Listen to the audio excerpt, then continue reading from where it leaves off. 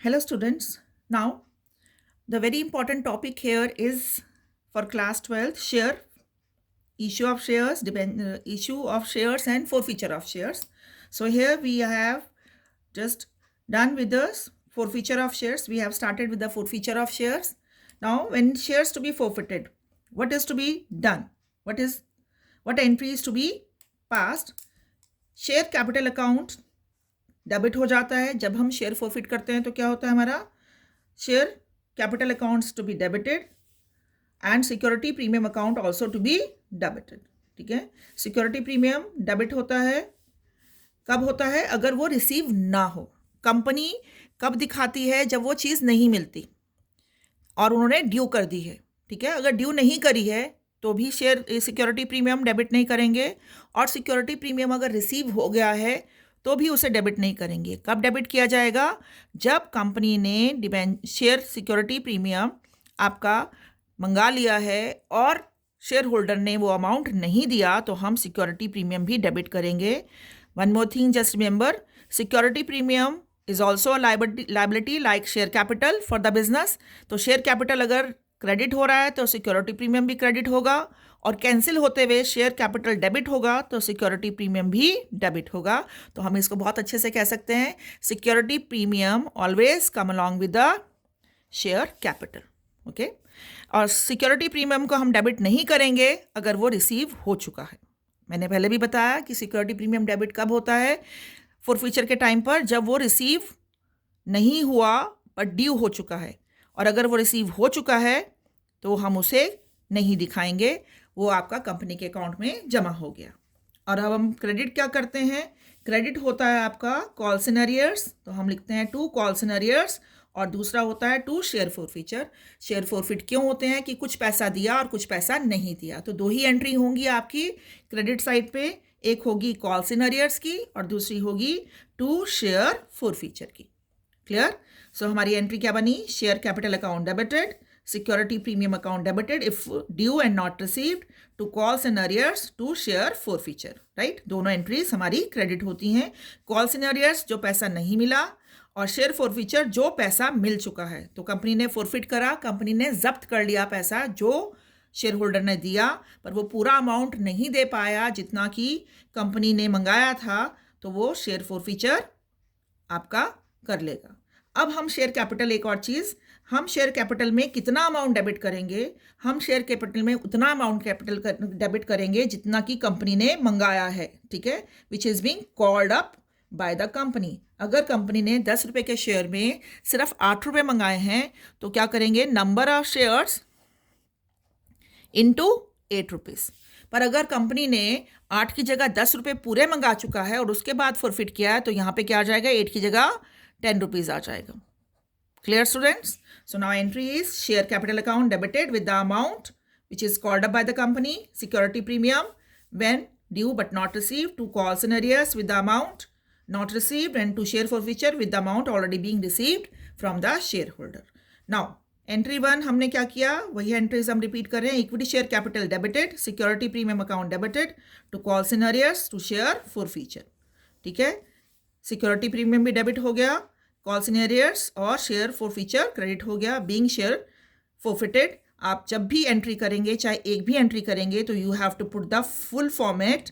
आपको क्या करना है? एंट्री करते वक्त ऊपर आपको लिखना है जर्नल, देन आपको यहाँ पर देना है particulars, right, LF, debit amount and credit amount entry करनी है, देन उसके बाद उसकी नरेशन डालनी है, right, and then we are just closing that first entry we have passed, and here the first part is here, that is date. This is what we call to be format. Format बहुत ज़रूरी है, और सबसे ज़्यादा ज़रूरी है आपका यहाँ पर उसका हेडिंग डालना कि आप कौन सा बना रहे हैं। तो जर्नल बना रहे हैं हम, तो यहाँ जर्नल लिखेंगे। एक चीज़ और स्टूडेंट, कुछ बच्चे यहाँ पे जर्नल की जगह जर्नल एंट्री कर देते हैं, एंड दीज आर एंट्रीज। ठीक है, ये जर्नल एंट्री नहीं है। क्या है? जर्नल। जर्नल में एंट्रीज की गई हैं।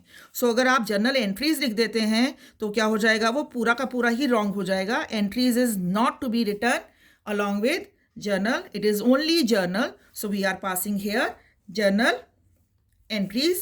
These are journal entries. We'll write the amount here, write the amount here, debit का amount debit column में और credit का amount क्रेडिट कॉलम में। Now second part here is, अगर हमें सिक्योरिटी प्रीमियम मिल चुका है तो क्या होगा, हम लिखेंगे equity share capital to calls in arrears to share forfeiture. ठीक है, इक्विटी शेयर सिक्योरिटी प्रीमियम नहीं है तो भी यही एंट्री होगी आपकी। नाउ नेक्स्ट इज, जब हम फॉरफिटेड शेयर्स को रीइश्यू करते हैं तो क्या आएगा, बैंक अकाउंट। बैंक अकाउंट में कितने क्या आएगा, अमाउंट विद अमाउंट एट, यहाँ आपका जब जनरली लिखा आता है at which shares are reissued और for which shares are sold. ठीक है, शेयर्स आर सोल्ड फॉर या शेयर्स आर सोल्ड एट, आपका जनरली एट और फोर आपका मैक्सिमम टाइम वर्ड मिलता है, तो वो क्या है, अमाउंट किसका है, आपका बैंक का। राइट, ध्यान रखेंगे आप क्या करेंगे यहाँ पर भी, बैंक अकाउंट। ठीक है, अमाउंट जो हमने लिया है जिस पे सोल्ड किया है वो amount into number of shares which are sold into this amount, that means total amount you will pass here. Second, अगर मान लीजिए आपका शेयर जो है 10 रुपये का है और वो 8 रुपये में बेच रहे हैं, तो कंपनी का जो हमारा फ़ायदा था हमने यहाँ डाल दिया, पर अब जब कंपनी बेच रही है शेयर 10 का शेयर 8 में, तो कंपनी को 2 रुपये का नुकसान हो रहा है। Right, the company is losing 2 rupees on each share, so that is a loss. Discount कह देंगे हम या उसको लॉस कहते हैं। That loss will be, forfeited shares का जो लॉस है शेयर फॉरफीचर में ही जाता है। फॉरफिटेड शेयर्स का प्रॉफिट भी शेयर फॉरफीचर में जाता है, प्रॉफिट क्रेडिटेड, और लॉस भी शेयर फॉरफीचर में जाता है, and losses are to be debited. Right, so share forfeiture account debited, कितने का लॉस हुआ आपको पर शेयर पर, वो डालेंगे to equity share capital account with called up और पेड अप अमाउंट। अगर आपको नहीं दे रखा कितने का है, तो अगर मान लीजिए आपने 10 में से सिर्फ 8 रुपये मंगाए हैं, तो क्या आएगा, सिर्फ यहाँ पर 8 आएगा कैपिटल में पर शेयर का, और नंबर ऑफ शेयर्स। पर अगर उसने कहा पेड अप 8 का है तो भी 8 आएगा। फुल्ली पेड अप, फुल्ली मतलब 10 का शेयर 10 में गया तो कैपिटल अकाउंट में 10 रुपये आ जाएगा। Clear. Now maximum permissible discount, आप कह रहे हैं हमने अभी कहा कि 10 का शेयर 8 में बेच दिया, तो हम कंपनी को कितनी परमिशन है डिस्काउंट देने की जो शेयर फॉरफीचर में डाल सकती है। कंपनी सिर्फ उतना ही अमाउंट डिस्काउंट का दे सकती है जितना वो रिसीव कर चुकी है। लेट सपोज कंपनी ने 8 रुपये मंगाए और 8 रुपये में से कंपनी को 6 रुपये मिल चुके हैं। ठीक है, 4 रुपये नहीं मिले हैं, तो कितना का डिस्काउंट दे सकती है, सिर्फ 6 रुपये का। 6 रुपये से ज़्यादा का डिस्काउंट नहीं दे सकती। तो कितने में बेचेगी, 6 रुपये का अगर डिस्काउंट दे देगी 10 रुपये के शेयर में, तो कितने का बेचना है उसको, मैक्सिमम 4 रुपये में, मिनिमम 4 रुपये में, not maximum, it is minimum 4 rupees, जितना नहीं मिला। ठीक है, what is the minimum amount, minimum amount to be received by a company on forfeited shares when reissued is amount not received. ठीक है, amount already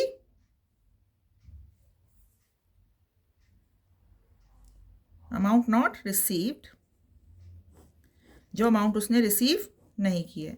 minimum amount to be received by a company, that is amount not received. तो 10 रुपये में से 6 रुपये मिल चुके हैं, तो 6 रुपये आ जाएंगे आपके डिस्काउंट, और 4 रुपये मिनिमम अमाउंट है। 4 रुपये में तो कम से कम बेचना है, 4 से 14 में भी बेच सकता है, 4 से 5 में, 6 में, 7 में, 8 में, 9 में, 10 में, और 10 से ज़्यादा में भी वो बेच सकता है शेयर, पर 4 रुपये से कम में शेयर को नहीं बेच सकता। तो आपके दोनों चीज़ हो गई, मिनिमम अमाउंट जो कि कंपनी को रिसीव करना है रीइशू करते वक्त, वो है आपका amount which is not received on the share, and maximum permissible discount कितना है, जो कि ऑलरेडी कंपनी रिसीव कर चुकी है फॉरफिटेड शेयर्स पे। Thank you children, like share and subscribe.